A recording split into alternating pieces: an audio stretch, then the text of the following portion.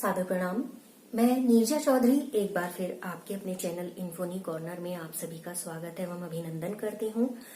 आज का जो हमारा टॉपिक रहेगा वो हमारा फंजाई से रिलेटेड है, यानी कि हम किंगडम को पढ़ रहे थे। इससे पहले वीडियो में हमने पढ़ा था किंगडम मोनेरा को, और फिर उसके बाद हमने पढ़ा था किंगडम प्रोटिस्टा को, और आज हमारे तीसरे किंगडम यानी कि किंगडम फंजाई की बारी है। तो हम जो किंगडम फंजाई के बारे में पढ़ेंगे, एक्चुअली फंजाई का बड़ा स्पेशल कैरेक्टर होता है कि अलग अलग तरीके के जो इनके हैबिटेट होते हैं वो अलग अलग तरीके के होते हैं। जैसे संतरे का सड़ना हो गया, रोटी का सड़ना हो गया, या यीस्ट आप जानते ही हैं, मशरूम आप जानते हैं, टोडस्टूल्स हैं। तो ये सारे के सारे क्या हैं? फंजाई हैं। तो फंजाई एक बहुत ही स्पेशल तरीके के कैरेक्टर को यहाँ फॉलो करता है। कुछ बेसिक इनमें कॉमन जो कैरेक्टर होते हैं, हालांकि आपको मैं पीछे जो बोर्ड पर है वो आपको क्लासिफिकेशन या उसके टाइप्स दिखाई दे रहे हैं, लेकिन एक जनरल ओवरव्यू ले लेते हैं कि फंजाई के क्या कैरेक्टरिस्टिक्स होते हैं। फंजाई में रिप्रोडक्शन जो होता है वो दो मोड में होता है, एसेक्सुअल रिप्रोडक्शन और सेक्सुअल रिप्रोडक्शन। यहाँ पर जो एसेक्सुअल रिप्रोडक्शन है, एसेक्सुअल रिप्रोडक्शन के लिए यहाँ पर स्पोर्स होते हैं, यानी कि कोनिडिया होते हैं, जिसकी वजह से यहाँ पर एसेक्सुअल रिप्रोडक्शन इनके अंदर होता है। अब क्या होते हैं, कई बार ऐसी स्थिति होती है कि जो ये फंजाई है वो बहुत लंबी धागे जैसे भी अलग अलग स्ट्रक्चर होते हैं, जैसे हमने मशरूम के बारे में अभी बात की। तो ये एक तरीके का वेब फॉर्म करते हैं, फंजाई वेब फॉर्म करते हैं। अगर जनरल लैंग्वेज में मैं बात करूं, यानी कि कवक जाल फॉर्म करते हैं, जिसको बोला जाता है माइसीलियम। जिसको क्या कहते हैं? माइसीलियम। यानी कि जो वो कवक जाल बनता है उसका नाम है ये माइसीलियम। अब देखिए, क्या जो फंजाई हैं हम जानते हैं कैसे होते हैं, हेटरोट्रॉप्स होते हैं, यानी कि मोस्टली फंजाई ऐसे हैं जो दूसरों पर रहकर अपना जीवन यापन करते हैं, यानी कि वहां पर सर्वाइवल करते हैं। किसी भी डेड सबस्ट्रेट पर रह जाएंगे और वहां से जितने भी डिसॉल्व्ड ऑर्गेनिक मैटर्स होते हैं, उन ऑर्गेनिक मैटर्स को ये वहां से एब्जॉर्ब करना स्टार्ट कर लेते हैं, और इस तरीके से इनमें अपना एक अलग से न्यूट्रिशन मोड काम करता है। फिर जो डेड उस पर है उनको ऐसे ही कहा जाता है, मृतजीवी कहा जाता है। और जो दूसरों पर यानी कि अलग अलग तरीके के प्लांट्स पर या एनिमल्स पर डिपेंड करते हैं, वो पैरासिटिक फॉर्म में होते ही हैं। जैसे सरसों का भी एक उदाहरण यहाँ पर लेंगे। सरसों के पत्ते पर आपने देखा होगा सफेद तरीके के पाउडर जैसी संरचना आ जाती है, तो वो भी किसकी वजह से होती है? इन फंजाई की वजह से ही होती है। तो यहाँ पर अलग अलग मोड हैं, जैसे फ्रेगमेंटेशन है, बडिंग है, ये सारे के सारे मोड हैं इसके रिप्रोडक्शन के। एसेक्सुअल रिप्रोडक्शन में कोनिडिया का जो मोड है वो यहाँ पर अपनाया जाता है, कोनिडिया। हिंदी में जिसे कहा जाएगा, एक बीजाणु जैसी संरचनाएं होती हैं, स्पोर्स होते हैं। तो यहाँ पर उन स्पोर्स को क्या नाम दिया जाता है? कोनिडिया। इसी तरीके से कुछ और स्पोर्स होते हैं, जैसे चल बीजाणु होते हैं, जू स्पोर्स होते हैं। और अगर जैसे हमने कहा कि ये दो तरीके के मोड ऑफ रिप्रोडक्शन को फॉलो करता है, एसेक्सुअल एंड सेक्सुअल। एसेक्सुअल का मोड ये हो गया, तो सेक्सुअल किस तरीके से होता है? सेक्सुअल रिप्रोडक्शन होता है oospora की मदद से। ठीक है, सेक्सुअल रिप्रोडक्शन किसकी मदद से होता है? oospora की मदद से होता है, यानी कि जैसे एंस्कस स्पोर्स हैं या बेसिडियम स्पोर्स हैं, इनके द्वारा इसमें होता है। अब क्या होता है कि जितना भी सेक्सुअल रिप्रोडक्शन का मोड है, इसको 3 कैटेगरी में डिवाइड किया गया है। कौन कौन से 3 कैटेगरी कह दें या 3 स्टेप कह दें? तो पहला स्टेप इसके अंतर्गत क्या होता है कि जितने भी जू स्पोर्स होते हैं, यानी कि गैमेट्स होते हैं, प्रोटोप्लाज्म का उनमें संलयन होता है, यानी फ्यूजन होता है। प्रोटोप्लाज्म फ्यूजन इसका फर्स्ट स्टेप होता है। ठीक है, अब जब प्रोटोप्लाज्म का फ्यूजन होता है, इस प्रोटोप्लाज्म के फ्यूजन को एक नाम दिया गया है जिसे कहा जाता है प्लाज्मोगैमी। ध्यान में रखेंगे आप ये, प्लाज्मोगैमी, यानी कि प्लाज्मा फ्यूज हो गया है और उसको कहा जाता है प्लाज्मोगैमी। दूसरी स्थिति क्या होती है? जब जो न्यूक्लियस है वो फ्यूज हो जाते हैं। ठीक है, न्यूक्लियस फ्यूजन जिसको कहा जाता है, न्यूक्लियस फ्यूजन। ठीक है, केंद्रक संलयन हिंदी में जिसको कहा जाता है। ठीक, समझ में आ गया? तो ये न्यूक्लियस फ्यूजन हो गया। थर्ड वन क्या होता है, जितना भी जाइगोट है उसमें मियोसिस की वजह से हैप्लॉइड स्पोर्स बनेंगे और ये हैप्लॉइड स्पोर्स सेक्सुअल रिप्रोडक्शन में दो हैप्लॉइड फंजाई फिलामेंट के आसपास आ जाएंगे, फिर उनका फ्यूजन हो जाएगा। जब हैप्लॉइड का फ्यूजन हो जाता है तो वो किस में कन्वर्ट हो जाते हैं, डिप्लॉइड में कन्वर्ट हो जाते हैं। ये हम पढ़ ही चुके हैं जब भी हमने रिप्रोडक्शन पढ़ा। तो यहाँ पर कैसी कोशिका बनने लगती है, डिप्लॉइड सेल यहाँ पर बन जाती है, यानी कि द्विगुणित कोशिका का यहाँ पर निर्माण हो जाता है। इसके बाद क्या है, जैसे कुछ फंजाई हैं, जैसे एस्कोमाइसिटीज है, हालांकि हमने अभी ये लिखा है तो मैं इसकी बात कर रही हूँ फिलहाल अभी। जैसे एस्कोमाइसिटीज है, इसमें क्या होता है, एक इंटरमीडिएट डाइन्यूक्लिएटेड होता है जिसको हम N+N से इंडिकेट करते हैं। जिसको किससे इंडिकेट करते हैं हम, N+N से। यानी कि इसका मतलब ये होता है कि अगर हमने N+N इंडिकेट किया है, इसका मतलब ये होता है कि एक सेल के अंदर दो न्यूक्लियस है, यानी कि एक कोशिका के अंदर दो न्यूक्लियस वहां पर स्थित है। तो इसे कौन सी अवस्था कहा जाता है या कौन सी फेज कहा जाता है, द्विकेंद्रक प्रावस्था या टू न्यूक्लियाई स्टेज जिसको हम कहते हैं। तो ये तो था कि किस तरीके से फंजाई में रिप्रोडक्शन मोड होता है, कि एक overall without any classification common characteristics fungi के क्या होते हैं।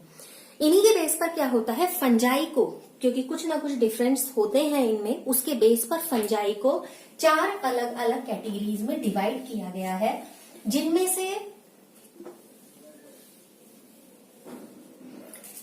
से पहला है आपका फाइकोमाइसिटीज। बहुत डिटेल नहीं करेंगे क्योंकि एक अभी ओवरव्यू ले रहे हैं। अगर हम डिटेल की बात करें तो इतने इतने टॉपिक पर इतनी डिटेल है कि कई दिन निकल जाएंगे। तो फिलहाल सिर्फ एक ओवरव्यू के पॉइंट ऑफ व्यू से पढ़ रहे हैं।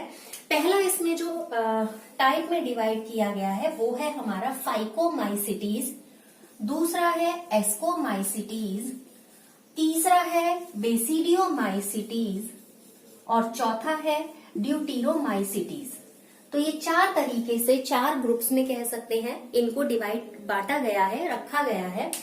रखने के कारण क्या थे हम जानते हैं, जब भी हम कैटेगराइजेशन करते हैं या हम उनको अलग अलग ग्रुप में रखते हैं या टाइप में पढ़ते हैं तो उसके रीजन ये होते हैं कि उनमें से एक के कैरेक्टर दूसरे के कैरेक्टर से थोड़े से डिफर हैं, यानी कि दोनों या जितने भी हमारे पास यहाँ पर ये दिखाई दे रहे हैं तो इनमें आपस में कैरेक्टर्स में कुछ ना कुछ अंतर है, तभी इनको अलग अलग कैटेगरी में रखा गया है।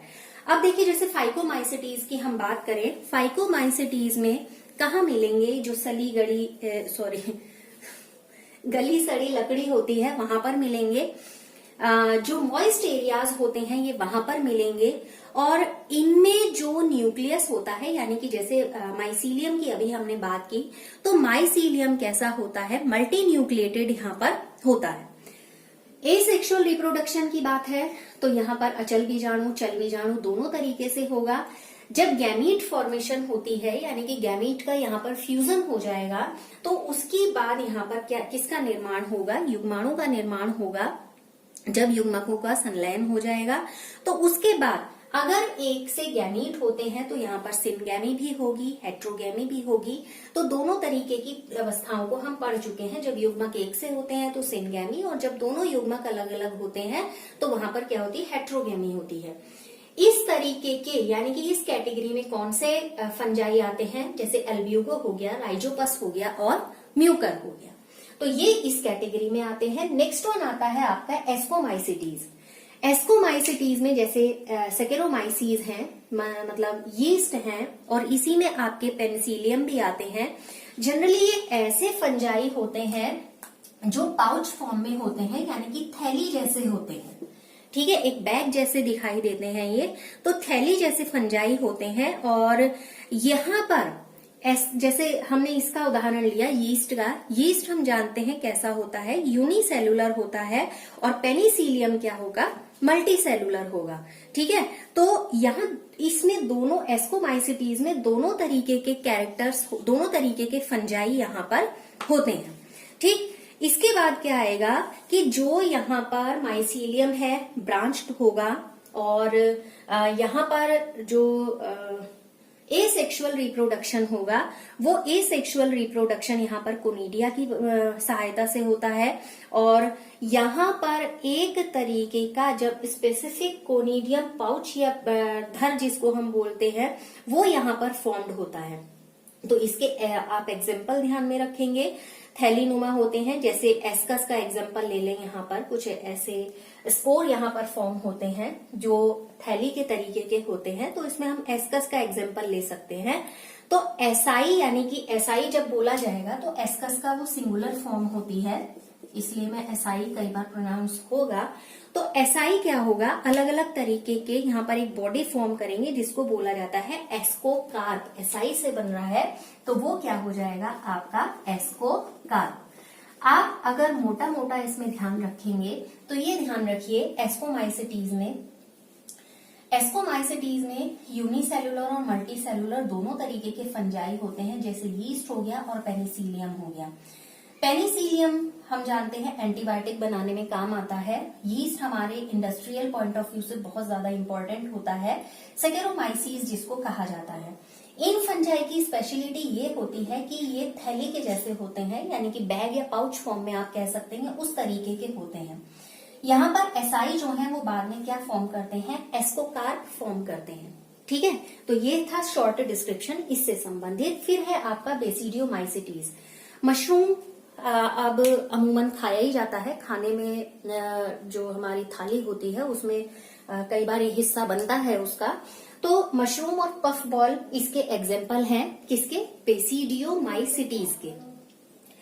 बेसिडियोमाइसिटीज में देखिए क्या होता है, कहाँ पर होते हैं। मशरूम आपने देखे हैं सामान्य भाषा में जिसे कुकुरमुत्ता कहा जाता है, इस तरीके के होते हैं। ठीक है, सामान्य भाषा में जिसे कुकुरमुत्ता कहा जाता है, ये सड़ी गली लकड़ियों पर या जो पेड़ कट गए हों उनके जो ठूंठ बोला जाता है, कटे हुए भाग को, वहां पर मिलते हैं। और कुछ ऐसे भी होते हैं कि जो प्लांट हैं उनके अंदर एक पैरासाइट के रूप में भी ये कई बार उग जाते हैं, और जैसे स्मट वगैरह से रिलेटेड ये कुछ इस तरीके के रोग भी उत्पन्न करते हैं। यहाँ का भी जो माइसीलियम होगा वो कैसा होगा, ब्रांच्ड होगा। और वेजिटेटिव रिप्रोडक्शन किस विधि से होगा, टुकड़े टुकड़े यानी कि फर्मेंटेशन की विधि से होगा, फ्रेगमेंटेशन की विधि से होगा, यानी कि खंडन विधि यहाँ पर इनकी अप्लाई होगी। अब बात आती है सेक्सुअल रिप्रोडक्शन की, तो यहाँ पर सेक्सुअल ऑर्गन्स इसके अंदर नहीं होते हैं, और प्लाज्मोगेमी अलग अलग स्ट्रेन वाली जो वेजिटेटिव सेल्स होती हैं उनमें जीनोटाइप के रूप में यहाँ पर उनका फ्यूजन होता है। ये इसकी बेसिडियोमाइसिटीज की स्पेशलिटी है।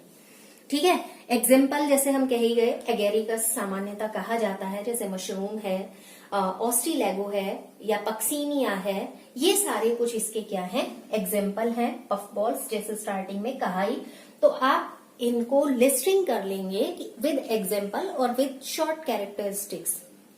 लास्ट वन है हमारा ड्यूटीरोमाइसिटीज। ड्यूटीरोमाइसिटीज में केवल कोनिडिया के माध्यम से ही यहाँ पर रिप्रोडक्शन होता है। ये जो ड्यूटीरोमाइसिटीज हैं एक तरीके से कंप्लीट फंजाई नहीं होते हैं। इनकी जो स्पेशल कैरेक्टर है वो ये है कि ये कंप्लीट फंजाई नहीं होते हैं। क्यों नहीं होते हैं, क्योंकि केवल एसेक्सुअल या वेजिटेटिव रिप्रोडक्शन मोड इनमें होता है, सेक्सुअल रिप्रोडक्शन मोड इनमें नहीं होता है।